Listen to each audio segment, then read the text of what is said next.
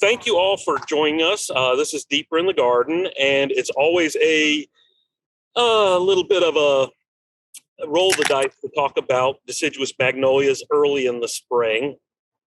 We had planned this a while back, and I figured, we'd probably get an early frost, and we did at the Arboretum. But it just so happened that this past Sunday, the Scott Arboretum, Swarthmore College in Pennsylvania, award every year an award, the Scott Medal, an award to one person who's really made a difference in furthered horticulture and the spirit of gardening, and has really become, somebody who has been very influential in horticulture. And it so happened that my former professor from Virginia Tech and former director of the J.C. Raulston Arboretum, who came up this way and ran the Longwood Gardens Master's Program, Bob Lyons, was winning the award. So I was coming up and looked ahead to my schedule and saw that I was going to be talking about magnolias, and realized Scott Arboretum, where I was already going to be, has one of the best collections of magnolias on the East Coast. So I thought, well, it only makes sense to talk about the magnolias here. So got in touch with Claire Sawyers, who's director of the Arboretum, and then Andrew Bunting, who had been the curator at Swarthmore at Scott Arboretum for quite a while, and is now the vice president of horticulture at the Pennsylvania Horticultural Society. You can see I said that with trepidation. I wasn't sure what the titles were. So, and Andrew has written a book on magnolias, and was past president of the Magnolia Society International, one who twisted my arm to be on the board of that as well. So I figured, I can talk about magnolias, but other people can talk about them more intelligently. But first, y'all hear us talk about the J.C. Raulston Arboretum all the time, but this is such a wonderful resource when you're up this way that you really should know more about it. So Claire, you want to talk a little bit about the Scott Arboretum, what y'all do? So I want to extend a special welcome to Mark. We were just really thrilled that he said he would be here for our spring celebration on Sunday. And it's great to welcome Andrew back because, as Mark mentioned, he's been a part of the Scott Arboretum for a long time. And he lives in Swarthmore, so he's still doing a lot to promote the Scott Arboretum with a weekly column in the local newspaper. And so it feels a little bit like home week. So the other thing I want to mention before I talk about the Arboretum, and that is J.C. Raulston was also a Scott Medal recipient. And many years ago, we took a staff outing. Andrew was on the staff at that time, but we took a Scott Arboretum staff outing to visit with JC and to see some other gardens in that area. So indeed, I have a very soft spot in my heart for the J.C. Raulston Arboretum and for JC and various other folks that we know from that area. So the Scott Arboretum is unusual and different than the J.C. Raulston Arboretum in that our collections are completely integrated with the academic building. So the whole campus, which is now some 400 acres, our collections and gardens are a part of that entire campus. So unlike the J.C. Raulston Arboretum or the Morris Arboretum or many other college and university affiliated gardens where they have a boundary and a tract of land that's dedicated to the purpose of being a display garden or a teaching garden, our collections are all over the campus, which creates special opportunities and some special challenges as well. As we are actively building on campus and putting in new infrastructure, it can have an impact on our collections. So the Magnolia collection here is one of 3 of our nationally accredited collections as a part of the North American Plant Consortium, along with our holly collection and an oak collection. But we do have a strong representation of many woody groups. And that's really the legacy of John Wister, the first director of the Arboretum, who was here for 39 years and quite an extraordinary plantsman. He did a lot to start several of the plant societies. He did a lot of rhododendron breeding.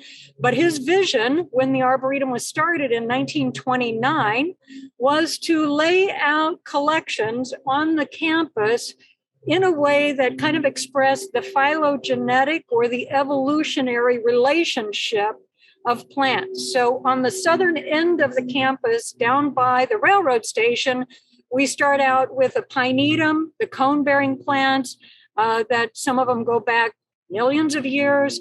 We come up to the magnolias, and then as you move your way north, you will have concentrated areas of cherries, lilacs, viburnums, hydrangeas, maples, roses, and thus and so forth.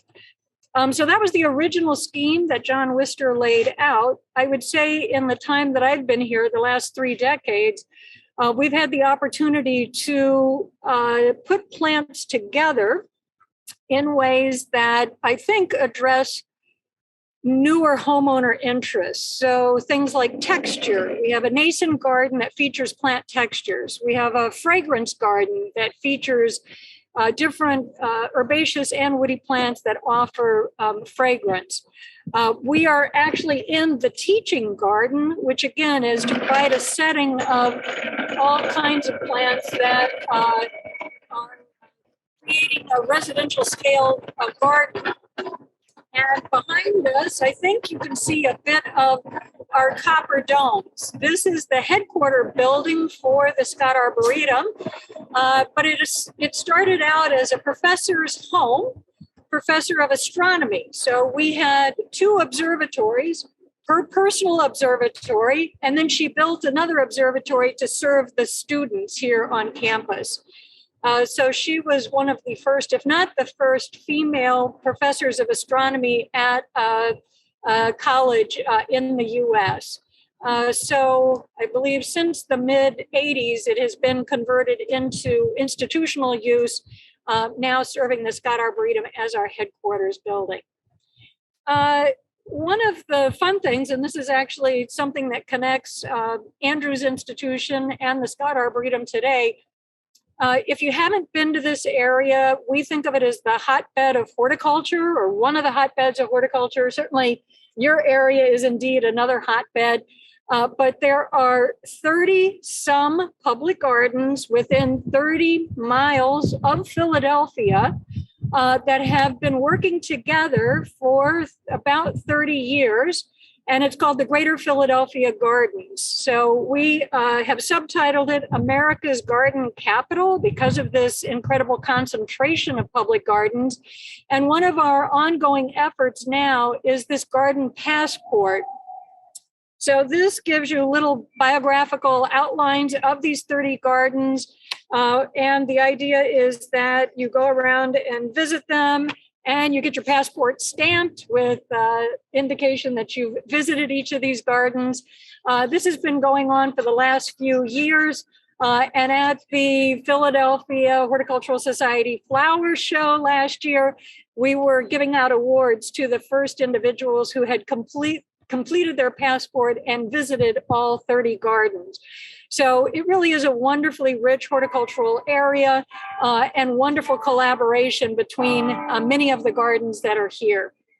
So Claire, if you do all of the gardens in one day, is it like one of those places where you eat, 64-ounce steak? You get something like a T-shirt that. If you can do that, I'm sure you'll be a new entry in the Guinness Book of World Records. So come on, try it. We'd love to have that entry. And for all of our members, I'll mention that one of the benefits of membership is the American Horticultural Society Reciprocal Gardens benefit, and so you can come in to many of these gardens and show your membership card and get in free or get discounts in their gift shops and cafes and things like that. So this one is free because it's on a campus, so you don't have to worry about that. Some of the other ones are not free. So yeah, that reminded me with Mark saying that. We pride ourselves in saying we are one of the, if not the most accessible public garden in the Philadelphia area, because as he said, we're a college campus, so free parking, free admission. And we usually say we're open dawn till dusk, but frankly, if you want to come and do some moon watching, nobody's going to chase you out of here. Free parking on a college campus? In the visitor spaces. Okay. There are visitor spaces there? Sorry. So yeah, it really is a wonderful garden. I've been coming here for years. Probably those of you who've joined me a lot have heard me say that one of the most magical places anywhere is the amphitheater here, the natural amphitheater that's really beautiful. And part of the crew that really helped continue on that legacy of Worcester in terms of plants, with working closely with Claire Sawyer for many years before moving over to the Pennsylvania Horticultural Society. It was Andrew Bunting, who also wrote the book on, one of the books, the most recent book, the best book. Thank you. On magnolias. Chris may even have it there to hold up, because if he could find it in my office. I do use it pretty often, so it may be hidden. But Andrew Bunting, who has joined us before, you're probably familiar to many of you. Want to tell us a little about the Penn Hort Society? Sure. So great to be back here at the Scott Arboretum and on Mark's show. As Claire said, I was here at the Scott Arboretum for several years now. I'm at the Pennsylvania Horticultural Society, which is based in Philadelphia. And a lot of our work is in the greater Philadelphia area, so kind of eastern Pennsylvania and Delaware and New Jersey. And we're kind of broken into different sections or programs that carry out the work of the Horticultural Society. So probably one of the biggest parts, and what most people know the Hort Society for, is the Philadelphia Flower Show, which has been running since we were founded in 1827, and the flower show started in 1829 and has been happening almost every year since then. Normally it's in the Pennsylvania Convention Center. Last year, because of COVID, we held it outdoors for the first time in almost 200 years. So our anniversary will be 2027, and we'll be 200 years old. My division is public gardens and landscapes. So like Claire said about the Scott Arboretum, one of the things we also pride ourselves in is that all of our gardens and landscapes are free and open to the public, and many of them are in the city itself. And we maintain many landscapes and gardens and important kind of horticultural spaces within the city, like the Azalea Garden and the Rodin Museum, the Philadelphia Museum of Art, Logan Square, quite a few areas down at the Philadelphia Navy Yard, quite a few pocket parks along the Delaware River. We have a public garden. It's a former estate up in Montgomery County, just north of Philadelphia. And then the third kind of big programmatic side of the Pennsylvania Horticultural Society is a division called Healthy Neighborhoods. So that runs our community gardens, our street tree program. So we have a training program for people who want to become advocates of street trees called Tree Tenders. And I think about 6,000 people have gone through that program. And then we have a program called Land Care. So we clean and green vacant lots throughout Philadelphia and maintain them in perpetuity until they get transformed into something else. So currently we have slightly over 12,000 vacant lots that we mow and we clean and we weed whip and do any types of renovations to every 2 weeks. And that is a lot, but there's something like another 30,000 vacant lots in Philadelphia that also need to be cleaned and green. And then we also in that same division have a fairly robust workforce development program.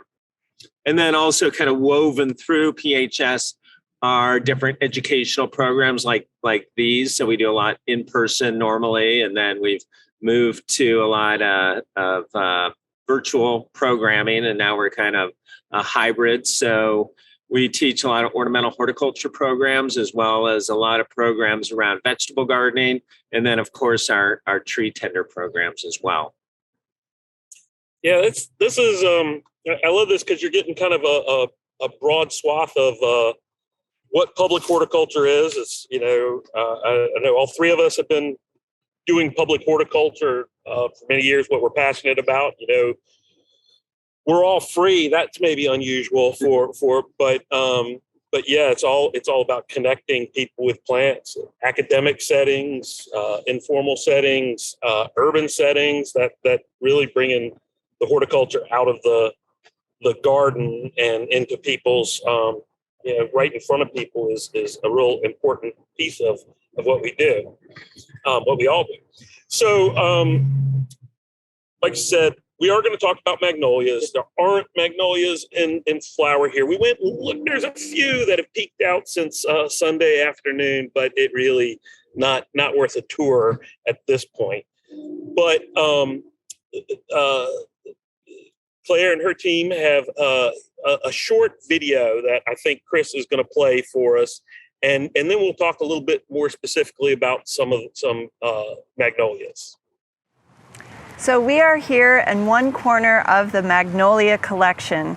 The Scott Arboretum's Magnolia collection is recognized as a national collection through the American Public Gardens Association's North American Plant Collections Consortium. I had to look at that because it's kind of a mouthful.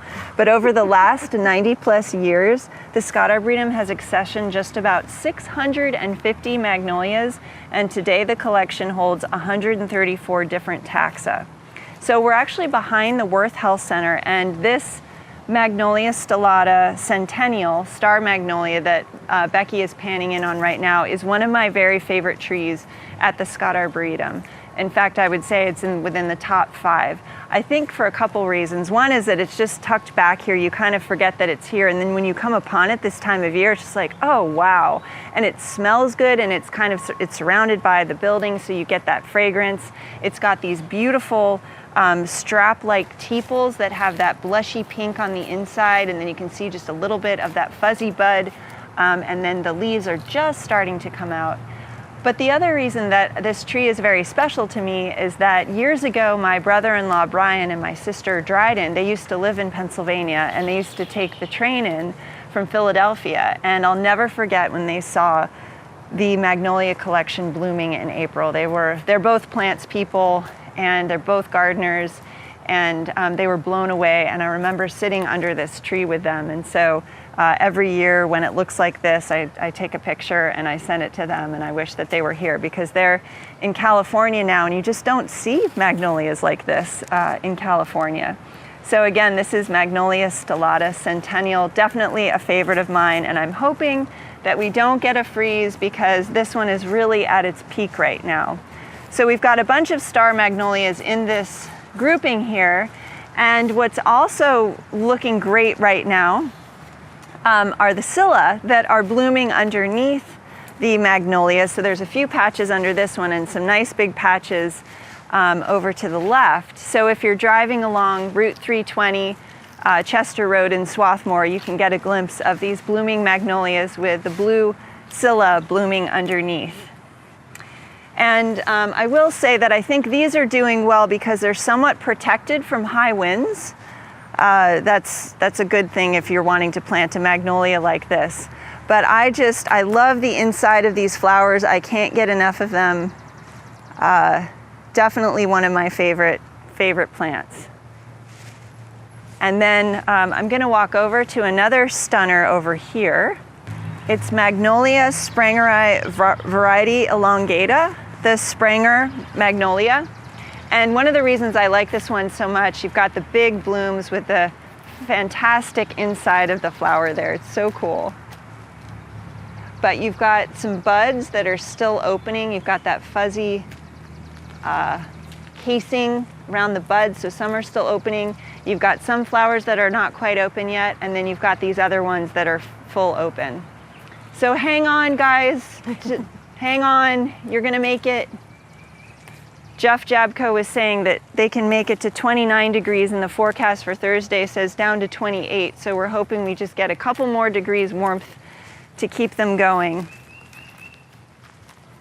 But I also like it when some of the, when the petals are on the grass too, because you could just kind of get like you're in a tunnel of Magnolia tepals, I guess, rather than petals. But it's adjacent, where we are is adjacent to the Ben West parking lot. And so we've got a lot of different kinds of magnolias. So it's kind of like the cherry border in that they come along in different times. So right now we've got mostly the stellatas. Many of the ones blooming right now are stellatas, but soon we'll have other types of magnolias coming up, and hopefully they'll miss the frost. Those will be more of the darker, pinker Soulangiana types. So I just thought I'd mention, while we're in the parking lot of the Ben West lot in the Magnolia collection, that this house was where the famous American painter Benjamin West was born on October 10th, 1738.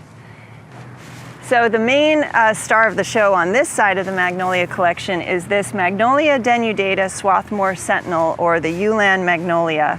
In 1993, the Scott Arboretum received a seedling from J.C. Raulston at North Carolina State University, who had received seeds from the Beijing Botanic Garden. That seedling is now over 30 feet tall today.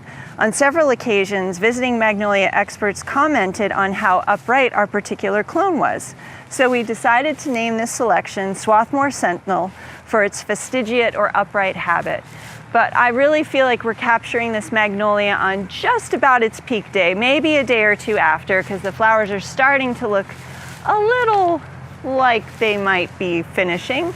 But still, how spectacular is this? And it really does have that wonderful fastigiate habit. So if you're looking for a magnolia that you only have kind of a narrow place to grow it, because sometimes some magnolias can get very broad spreading, this would be a great one for you. And just a neat story that it was actually named here at Swarthmore College. And the connection to J.C. Raulston is always cool as well. So another beautiful magnolia that probably is only going to be looking like this for another day or two. This is one where when we do get an early frost, this one definitely gets zapped. So I feel lucky to be showing it to you today. We were chatting about the magnolias down here. We were talking about, how close they were to breaking, or the ones that had broken and gotten a little frozen, and which ones we're gonna come back. You were gonna have some actual pictures so people could see some other magnolias and have us talk about them and answer questions while we do that as well about magnolias, or whatever you want to ask us.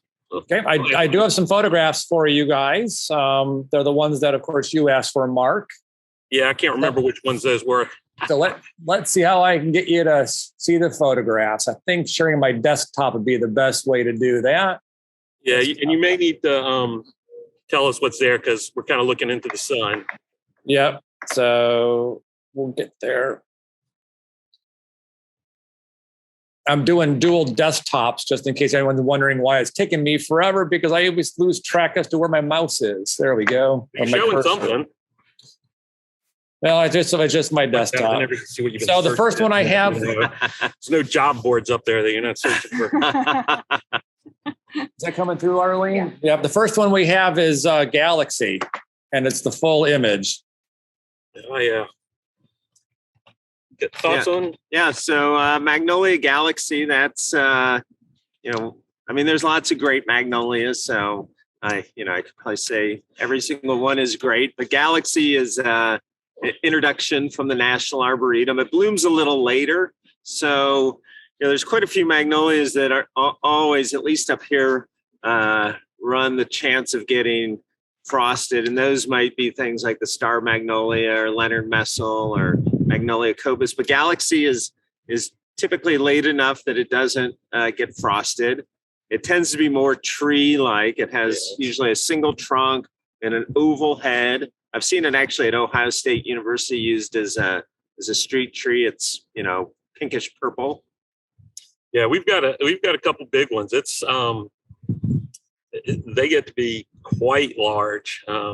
It's kind of nice to have a big flowering shade tree. We don't think of the deciduous magnolias a whole lot like that, but they're pretty spectacular when they're in flower. Yeah, there's another one called Spectrum and those both are sister seedlings, but Galaxy's more common, I would say, than Spectrum. Wouldn't Galaxy used a lot as rootstock? Somebody Yeah, told me yeah, I that, don't and know. I I don't know. never made sense because No. it's such a big plant that it seems like it would not work out well. Yeah, I'm trying to see the picture there. Sounds windy up there. And next one we have is Judy Zuck. So Judy Zuck, I think we can probably all comment on. So Judy Zuck was, as a person, was Claire's predecessor here at the Scott Arboretum. So she had gone through the Longwood graduate program and also went to Cornell. And so she was director here in the, I'd say, the mid to late 80s. And then from here she went to become the president of the Brooklyn Botanic Garden. And the Brooklyn Botanic Garden historically has had a magnolia breeding program. And they were the ones who really worked on creating the yellow magnolias, the first being Magnolia Elizabeth. And, since then, if you were to collect every yellow magnolia cultivar, there's probably at least 60, I would guess. So Judy Zuck, Magnolia Judy Zuck, used to go under a name. So if you in your collection have a magnolia called BBGRC1164, that's Judy Zuck. So that was a plant that was around. It was unnamed. It was just that number. And then when Judy was retiring, in honor of her, they selected that plant to be named Magnolia Judy Zuck. And it's an interesting hybrid. So I would characterize it as a yellow magnolia, but it's one of the latest of all the yellows to flower. And it actually has a yellow magnolia as a parent. It has Magnolia denudata, which is the parent of most yellows, Magnolia Acuminata, which is also a parent of most yellows, but also has a little bit of Stellata in it. So if you put all three of those together with Judy Zuck, it has these kind of tulip-shaped flowers. They're actually more orange than they are yellow, and has kind of this little kind of flush of pink. And then the fragrance, and many magnolias are fragrance, but this actually has a fruity fragrance as opposed to like a lot of like the Sweet Bay Magnolia is kind of a lemony fragrance, and others more kind of smell like a soap or a hand lotion. And the tree is very, at least when it's young, is fairly upright. And then over time it broadens a bit, but is still more upright than it is broad spreading. Yeah, that's one that I really like as a young plant because of that very upright. And I love that color. It's hard to describe, and it's one of those ones that depends on the time of day, depends on how open the flower is, the light that's hitting it. It really can change. But I didn't know she was here before you. Judy was here for 7 years as director and much loved, a good friend of mine, great sense of humor. And to kind of continue this theme, what brought Mark here, the Scott Medal, Judy was also a Scott Medal recipient. So Judy Zuck, J.C. Raulston, and Bob Lyons, folks that we've been talking about, they were all medal recipients. So there are two other magnolias that, while we're talking about magnolias near and dear to the Scott Arboretum, there are two others that have special associations, and they have a history with us. One is Magnolia Virginiana Henry Hicks. And the type specimen is in our Magnolia collection. And we have a young one in the entrance garden, or a younger one in the entrance garden. And the story goes that Henry Hicks was a notable nurseryman on Long Island, known for moving very large root balls to some of the major estates on Long Island. And I believe it was his daughter that came to Swarthmore as a student. And so when she would come down to start the semester in the fall, he would bring down a truckload of plants as he would come and give to the Arboretum and the campus. And so that's how we came to have Magnolia Virginiana Henry Hicks. And then it was named, and what its claim to fame is, Andrew can elaborate on this, but its claim to fame is holding its leaves as one of the early evergreen types of Magnolia Virginiana, I think there are others that have come along that may supersede it in that characteristic, but it certainly is a wonderful plant. Tends to be single-stemmed, and because of that historical association with us, we think it's a pretty special magnolia, and we try to get nurseries to propagate it. The other one is Swarthmore Sentinel. And we were just chatting while the video was playing, kind of a sad situation. It's an early bloomer, and the buds on it were far enough along that our night of 20 degrees here basically turned those buds brown. But it is a name selection noting the Swarthmore name.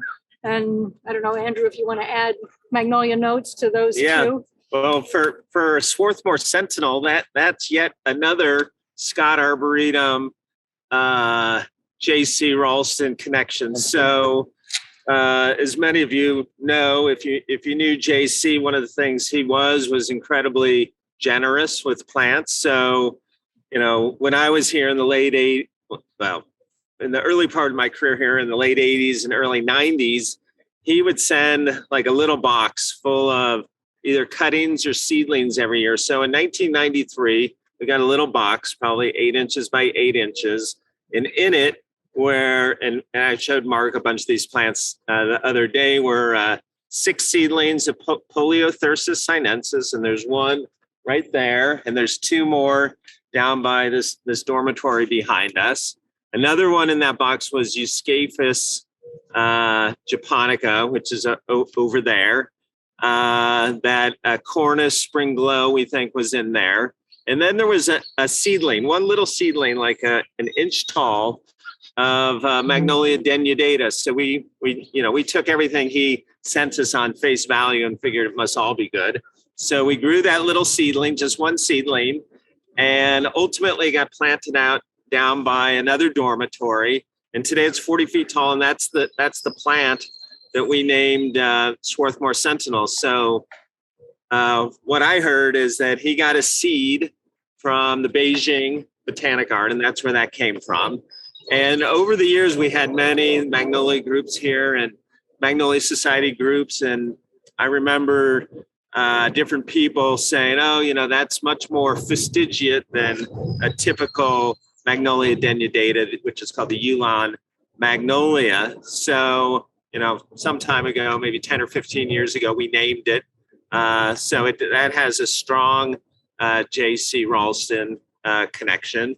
And then the Henry Hicks, what Claire said, all of that is true. I think we actually originally got 7 seedlings.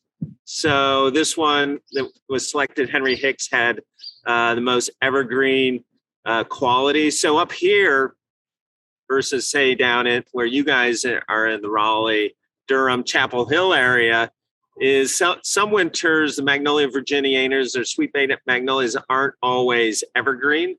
So this one was selected because it's the most evergreen of the sweet bay magnolias. Although in the last 5 or 10 years, it seems like they're all evergreen all the time. It's one of those things where people always ask about why we go collect plants in the wild, and I know Andrew's done this as well. And that Magnolia Virginiana is one I always point to, because if you were to look at it at the north end of its range, getting up towards Canada, I don't know if it actually crosses into Canada, but up the north end of its range, and then at the southern end of its range, you would say they were 2 completely 100% different species, because they look and grow very, very differently. As you get farther south, they're more evergreen, more shrubby. As you get farther north, they tend to be taller and pretty completely deciduous in some forms. Yeah. Even when you bring them south, they're deciduous. So this Henry Hicks is kind of in between, in that it's very very evergreen, tries to grow with a single trunk, but still has that kind of more rounded form rather than the much more upright than the real northern version. It's a gorgeous plant, and I didn't know the original was here, and it's a pretty impressive specimen. And just so all of you know, if you're not familiar with that species, it is native, like Mark said. It's a coastal plain species from kind of the Northeast all the way down. Actually shows up in Cuba, and then can go as far west as like Louisiana, maybe even into eastern Texas and up into Arkansas. But it's one of the very few magnolias that can grow in literally in standing water. Like it's native just across the river here in New Jersey and the Pine Barrens, and often where you see it are in kind of marshy areas or edge of ponds or even edge of little streams. And that's unusual for a magnolia to be able to take wet conditions like that. You got other ones, Chris? I certainly do, but we do have a question a little while ago. Someone said, it's actually Carol, said that she has one called Anne, and she says she thinks it's part of the Little Girl series. She's just wondering what the background is of that one. Sure. So Anne, I've been told, I always called it the Little Girls as well, but then somebody said, no, they're just called the girls. So I don't know what the difference is. I think they're called the Little Girls because the plants themselves are, at least when they're young, are fairly diminutive. They're small and more compact compared to other magnolias. So I'm going to quiz my other people on this call to come up with the names of all the girls. So I think there's 7. So Anne is one. Betty. Jane. Susan. Yep. Should be Claire, but it's not. Now, there's a Judy. Oh, right, Judy. There's a Ricky. Ooh, Anna and Pinky. Oh, yeah. And supposedly I've heard different stories. I've heard that they were the secretaries at the National Arboretum at the time that they were hybridized. But then I heard some of them were wives of other people at the USDA. So that needs a little bit more research. But in any case, they all have more or less the same parents, which are Magnolia Stellata rosea, so the pink Star Magnolia, and then another shrubby magnolia called Magnolia liliflora nigra. And they were hybridized in the late 50s, early 60s, and released in 1962. And the Scott Arboretum has had a complete collection of all of those distributions from 1962. So if you want to see what they now look like exactly 60 years later, you can go down to the main core of the collection and see them down there. So they were all selected because when they're young, they're either like a big shrub or a little tree. So they're actually really good magnolia for, say, a courtyard garden, a city garden, maybe somewhere where you don't have a lot of space. They bloom later than the earliest magnolias, so they're also one that mostly doesn't run the risk of getting frosted. And the ones now that Scott Arboretum has, they're in the range of like 18 feet tall and 20 feet wide. And people would look at them and say, wow, that's a huge magnolia, which it is now. But for 60 years. Yeah, for 30 years or so, I would say they're actually fairly compact. And they don't have, even though Stellata rosea, which is slightly fragrant, they're not really fragrant at all. And they range in colors so for those 7 cultivars, they range from kind of pink to purplish pink to like a reddish pinkish purple, kind of in that range. And when they're in flower, they're heavy flowering. I would say in general, most magnolias are heavy flowering every year. They never skip a beat. They're not cyclical or 1 year on, 1 year off. And also magnolias start blooming at a young age. So you can have just a little twig and it'll flower. So, and they grow relatively quickly as a genus. A neighbor just planted a twig in their front yard, and it's about 1.5 feet tall, and it had a 6 to 8 inch flower up on top of it. They can look a little awkward. It was rather humorous, but hey, they're planting. That's great. Well, the topic that you just mentioned kind of brings up another one. Someone was asking if you can mention where the plants are native to, and I mentioned back to them in the chat that these are all going to be, or not all, but probably a significant portion of them are going to be hybrids, and nativity really isn't a topic, but maybe you can address where the plants are that they used in the hybridization are coming from. pretty much most of them are Asian. The Magnolia Virginiana, of course, is from the U.S. And one that Andrew mentioned when he was talking about Judy Zuck, the Magnolia Acuminata, is sometimes called the cucumber magnolia, and it's a big native tree. Saw a huge one at one of the gardens up here the other day, Stoneleigh, and the flowers are often hidden by the foliage, but that's a really nice yellow, and it's late. That's why it's hidden by the foliage, and so they use that to bring that yellow in, but also the denudata, which also has some yellow, is early. The Magnolia Acuminata is very much later, and so there's a lot of crossing with that and back crossing just to push the flowering as late as possible so that they don't get frosted, which can happen. Yeah, you're right, Chris. Most, I would say most of the popular cultivars are hybrids, and often, like Mark said, hybrids of Asian species, except for all the yellows most all the yellows have Acuminata as a parent, so it has one native parent.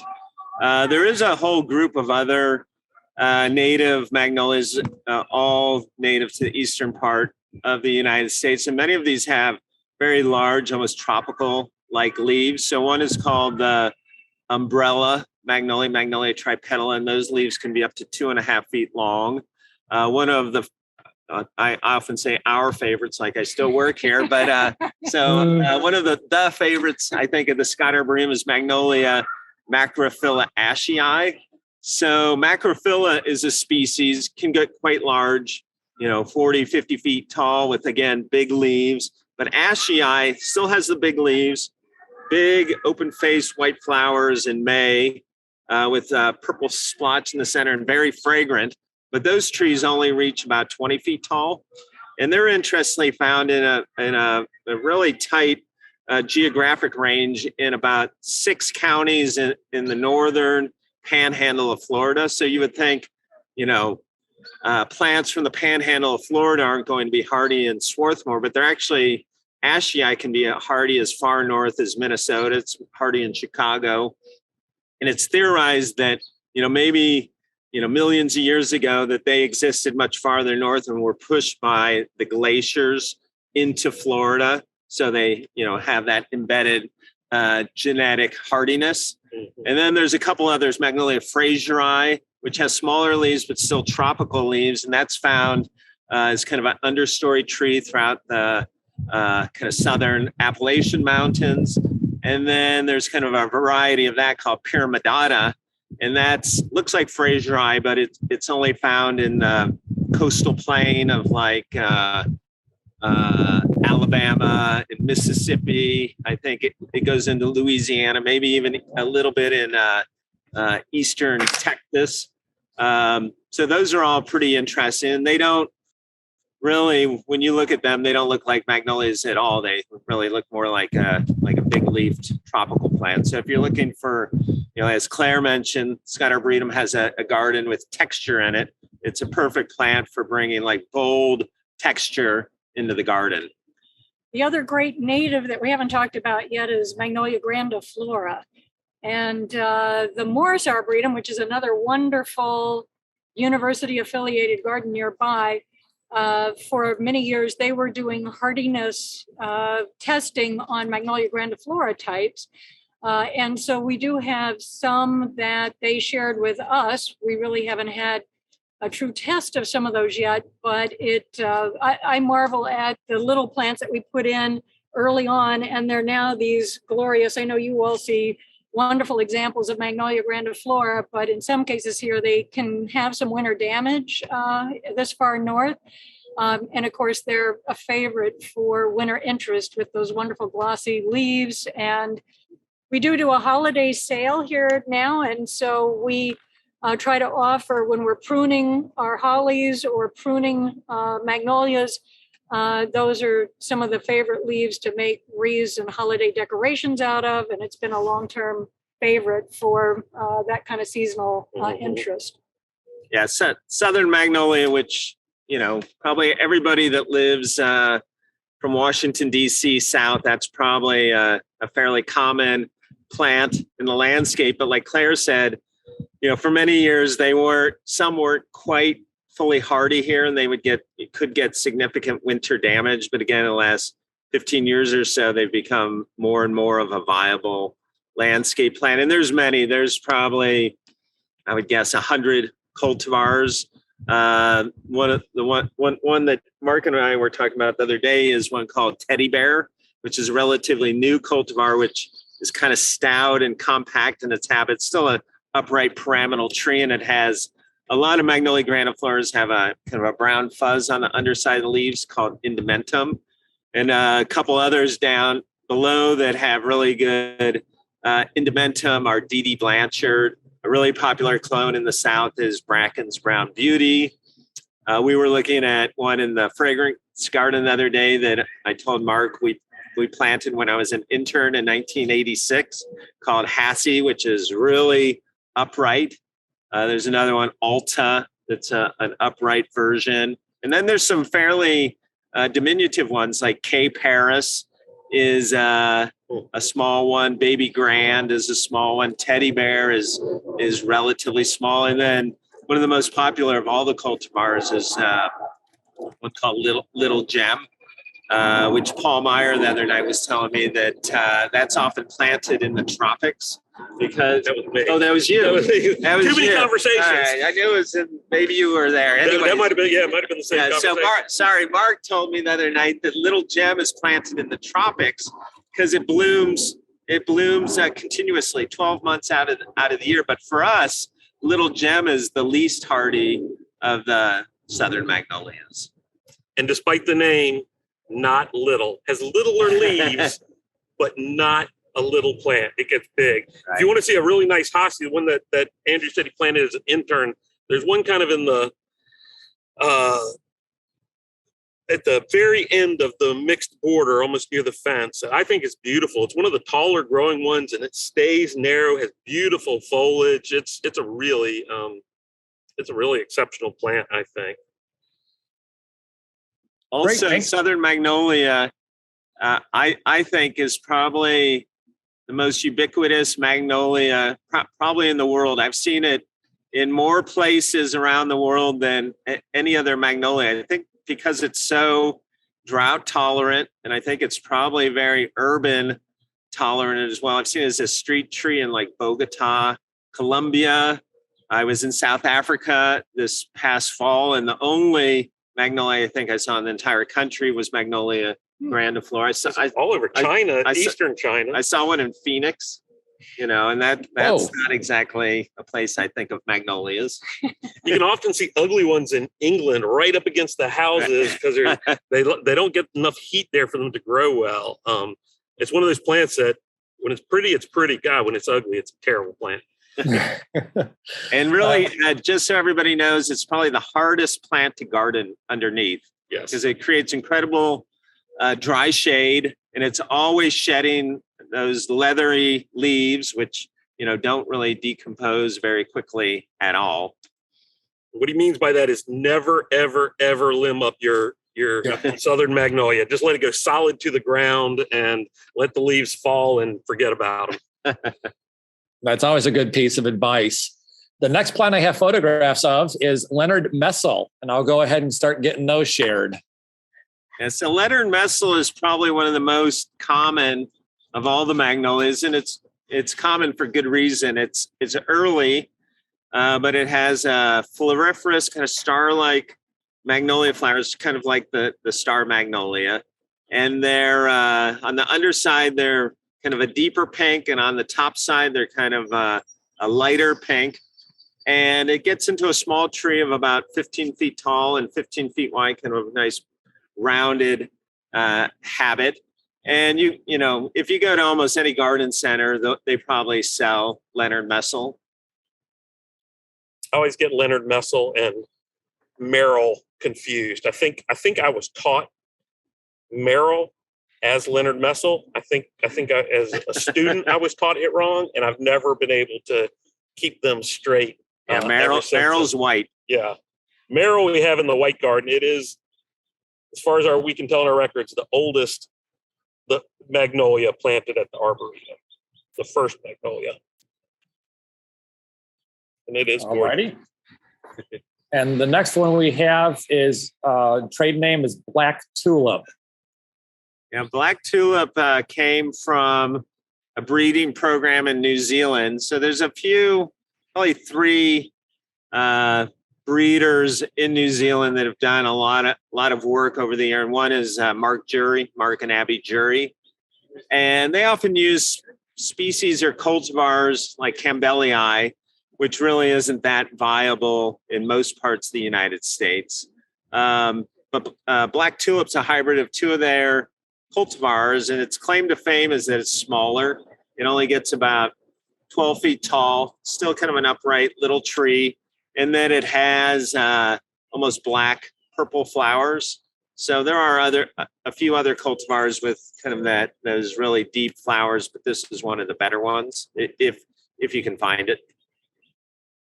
Cambellii, West Coast native. Yeah, so Cambellii. So there's a few holy grails in the magnolia world. So one is Magnolia Cambellii, which grows in the foothills of the Himalayan mountains. So what it likes is the only place I've seen in the United States where it really looks good is San Francisco, although it can probably grow in like Seattle and Vancouver. So it needs that type of climate. It's probably perfectly hardy even here or in Raleigh, but it's the heat and humidity of the summers that it doesn't like.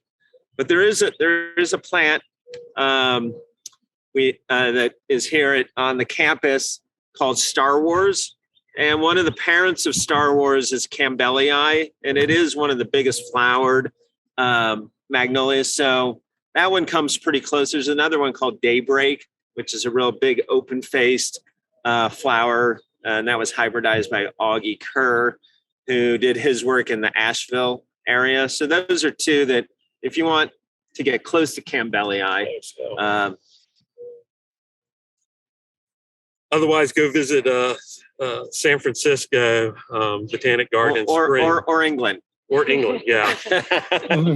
Wow.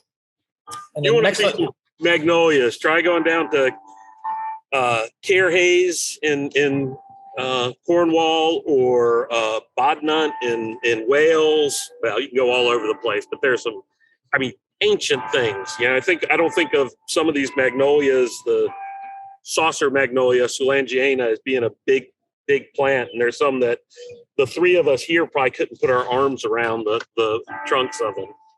Yeah, southwestern England as Mark said, is a great place for magnolias in particular. And there they bloom pretty early, probably February, I would say. They can grow anything there. The next one that I'm sharing right now is Nigra Magnolia Flora, something like that. Yeah, so this plant is actually more important for what it's been hybridized with. So as we mentioned earlier, it's the parent of the girls. It's the parent of both Galaxy and Spectrum. It's a parent of a bunch of other things as well. As a standalone plant, it's interesting, but to me it blooms fairly late, so that the flowers are often shrouded by the foliage, and the flowers are kind of on the small side. So collectors have it in their collection, but there's probably many other magnolias that are superior to this one. I love it. It's one of my favorites. He likes flowers that are buried in the foliage. That's right. It's a plant that I see, I'll go through and I'll be like, which one's that one? And I figured you must have had it on your list for a reason. I might have made this list after dinner with you. So I don't even know what's on this list. We added it just for you. Okay, let me see what else I had. We have Magnolia Stellata, Chrysanthemum Flora. This is another one of my favorites. Yeah, that's great. And it's just the Magnolia Stellatas are just a real easy group for us. They can be shrubby plants to fairly large, not large trees, but large shrubs, small trees. There's some gorgeous ones here that are going, and there are white forms and there are natural pink forms. I don't know. Have you had an hour and a half long pink magnolia session with Mr. Yamaguchi in Japan? No, I had not on Magnolia. Although he took us to show us the native population, which is really interesting.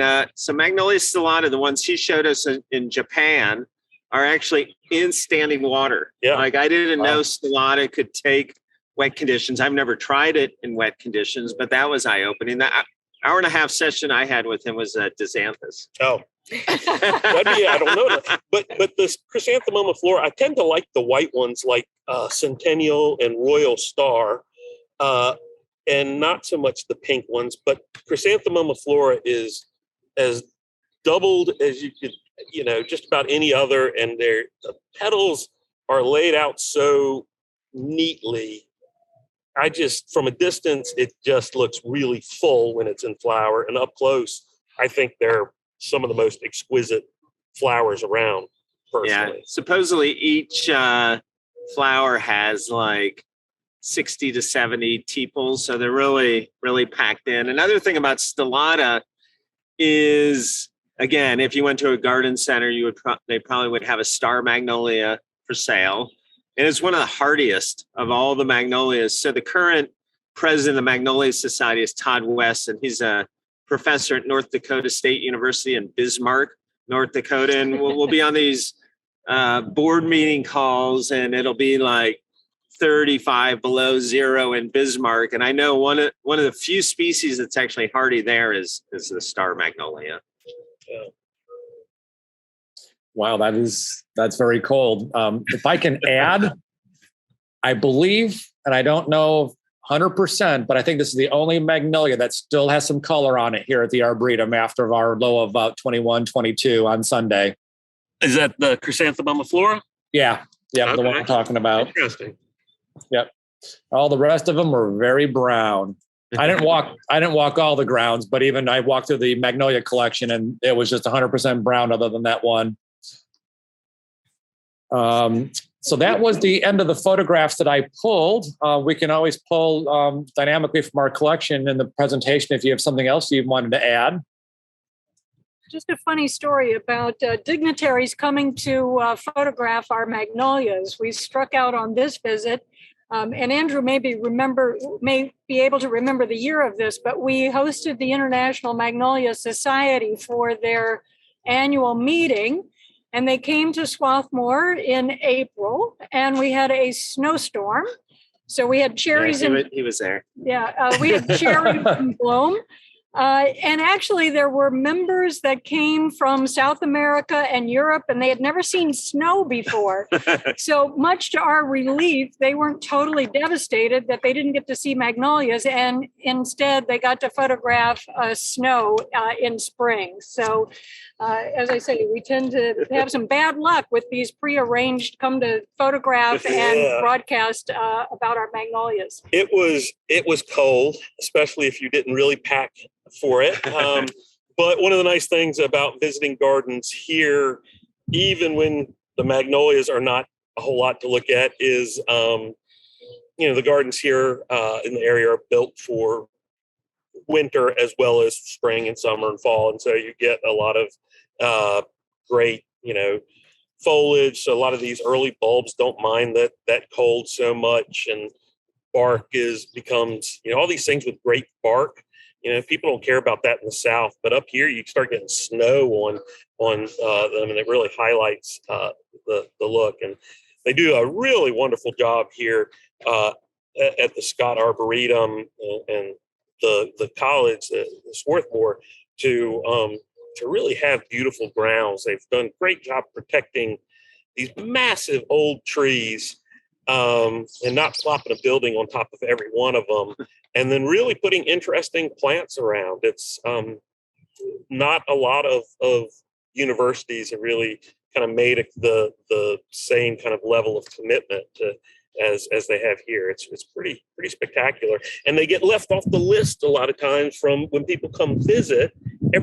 People hear about the Scott Arboretum, but they come up and they go to Longwood and they go to Chanticleer and Morris and some of these other. We have a lot of tough competition in this area, and I think the perception is, it's a college campus, so how could it kind of measure up to some of these other gardens? But I think because of the acreage that we have, the college was actually founded by Quakers in 1864, and it was farmland. Of course, it was forest before that, then it was farmland.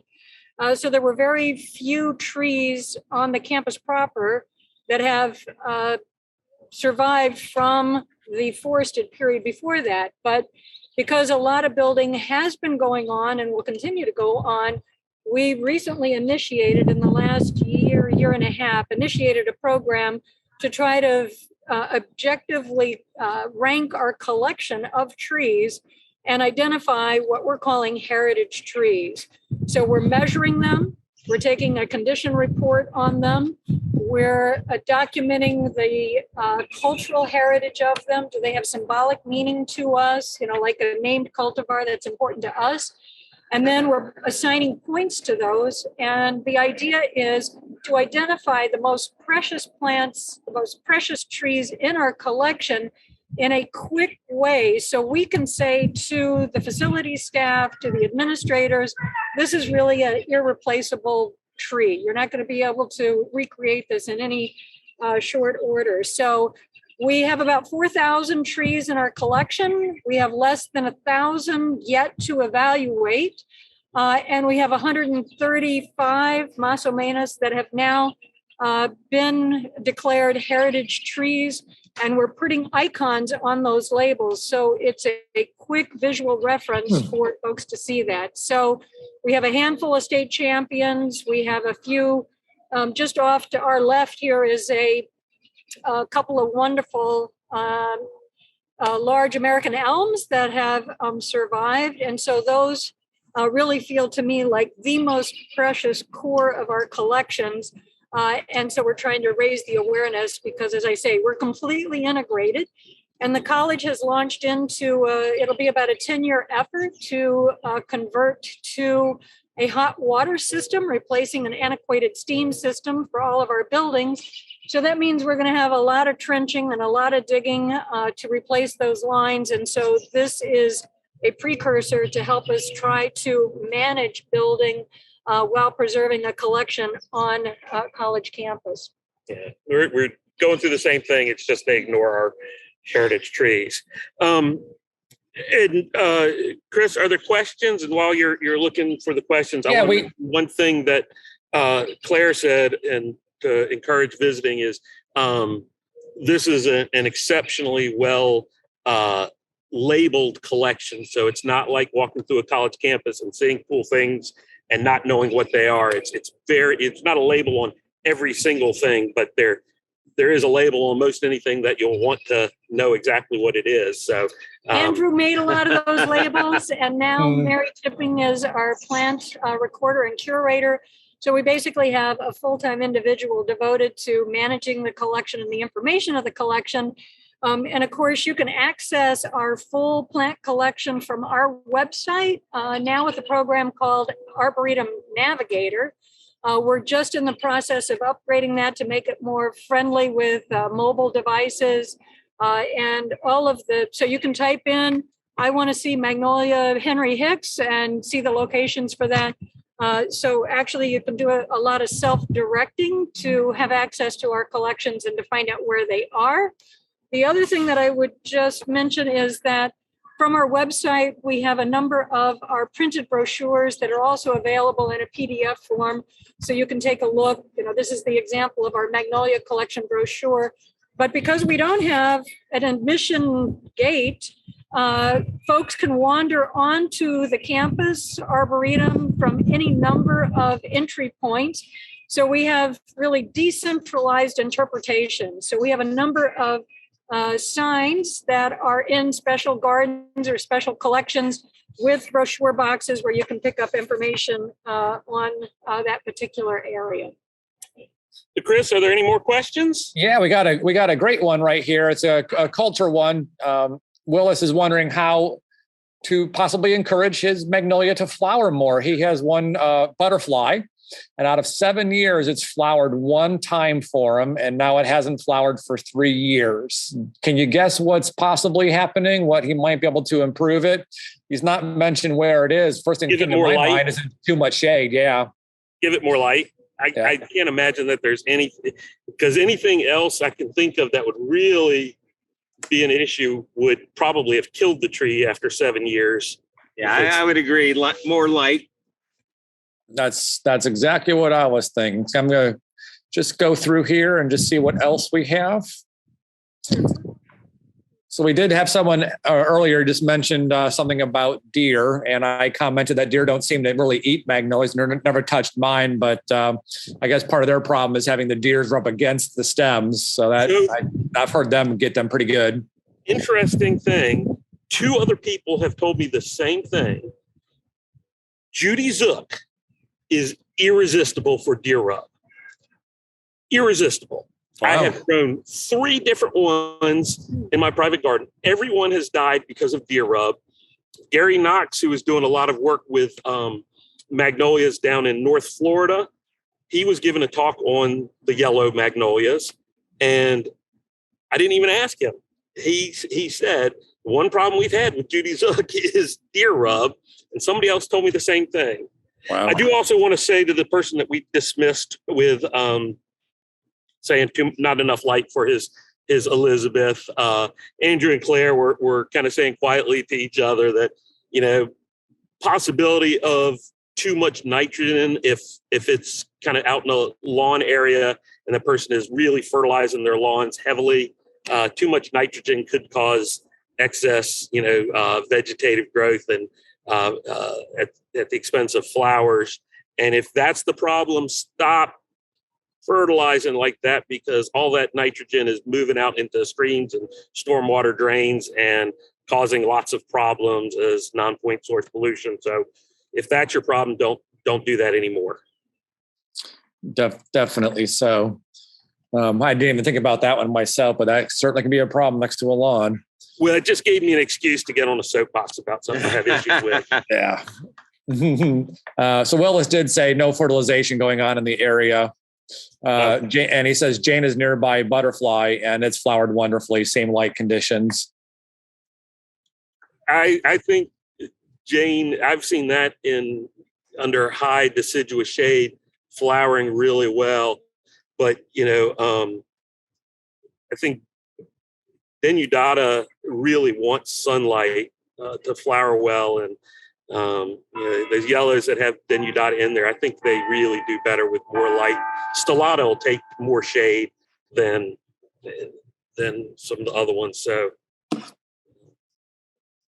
Okay. And another outstanding question that we had here is just general availability for some of these magnolias. Any comments of how to get one? Of course, my favorite thing is I always tell people just to go to the local garden center, and if they don't have it there, to ask for it, because a lot of them do special orders. They have access to far more plants than they have on their property. And if you ask for it, hey, that's a guaranteed sale for them, and they'll get it for you. Yeah, that's a good place to start. And then luckily with magnolias, there still are some good mail order sources. Rare Find Nursery in New Jersey is good. Gosler Farms, which has been around for decades, out in Oregon, they have a pretty good selection. There were others, but some of those have dissolved. And as 2 board members of Magnolia Society International, if you join that, there are a lot of great resources. There are a lot of people sharing. There's seed exchanges, and magnolias can be, pretty easy from seed. Plus, there's lots of information for how to grow magnolias from seed. And if you're lucky, you can come to a Magnolia Society International meeting somewhere in the snow and look at brown flowers with the rest of us. But it's a great group of people. They laugh about the lack of flowers every time. Yeah, if you go to magnoliasociety.org, there is a list of mail order nurseries on there as well. So most of the information is accessible, but we would encourage you to become a member of the society as well. So where's the Society's next international symposium?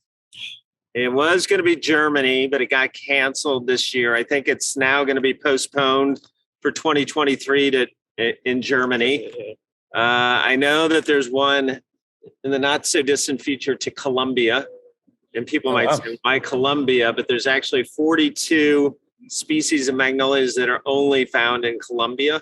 They're all rare and endangered. And Andrew should probably say there are 42 species as of right now only found in Colombia, because they keep finding new things in Colombia and southern Mexico and Guatemala and that whole area. There's a real the research that needs to be done there to catalog all these things is incredible. And the Magnolia Society supports research like that. So even if you're a member and there's some Magnolia research you want to do, there are research grants from the Magnolia Society. I got a grant to go to Taiwan to collect the 2 endemic magnolias. I collected one and didn't get the other, and they didn't even make me give the money back. Well, wonderful. That was a great program. Thank you so much for joining us, Claire and Andrew. Really appreciate it. And as always, Mark, thank you for a great presentation as well. It was a lot of fun having you all join us from the Scott Arboretum up there in Pennsylvania. Great view. We probably have to let you go before you go blind. It looks like you're all looking into the sun now. It was only dark there for a while. Getting lower and lower. So thank you so much, everyone, for joining us today. It was a pleasure hosting you all, and have a great Wednesday and a wonderful rest of your week. And we'll see you all hopefully on Saturday at a great NARGS lecture. And then if not, next Wednesday at 10 a.m. for the Day of Giving program, which includes the midweek programming too. See you all then. Have a good one. Bye-bye. Thanks, y'all. Thank you. Thank you.